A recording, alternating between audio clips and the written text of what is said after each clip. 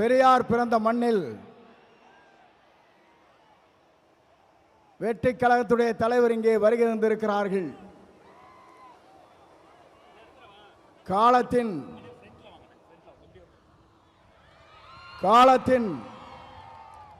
கடலில் கூடியிருக்கிற கூட்டத்தை பார்க்கிற போது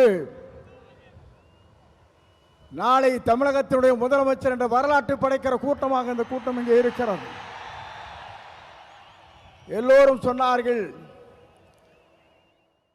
எப்படி ஆட்சிக்கு வர வேண்டும் என்று பல பேர் கனவு காணுகிறார்கள்.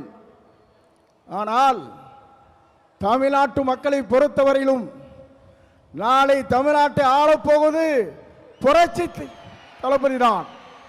இதை யாராலும் மாற்றி காட்ட முடியாது என்ற வரலாறு தான் பெரியார் மண்ணிலே இன்றைக்கு காணுகிற காட்சியை நாங்கள் காணுகிறோம்.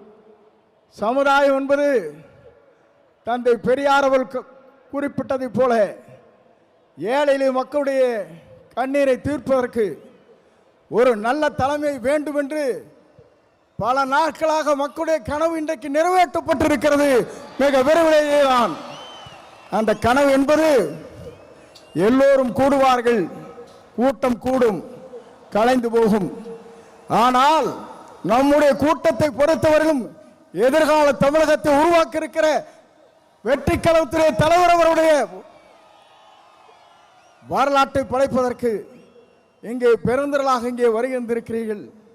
அதோடு மட்டுமல்ல, சிலவே நினைக்கிறார்கள் தலைவரை பொறுத்தவரையிலும் மனிதனை மிக்கவர், நல்லவர், வல்லவர், உங்களுக்காகவே வாழ்ந்து கொண்டிருப்போர் என்பதை மறந்துவிடக் கூடாது.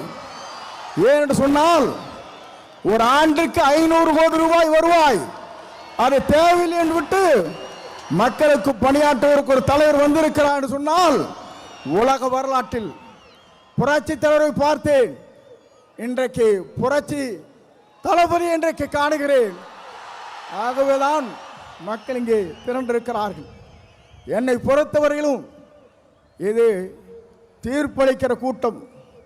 தீர்ப்பளிக்கிற கூட்டம் மட்டுமல்ல, நீங்கள் திரண்டு வந்தால் நாடே தாங்காது என்கிற முறையிலே தான் இங்கே அற்புதத்தை தின்று கொண்டிருக்கிறீர்கள்.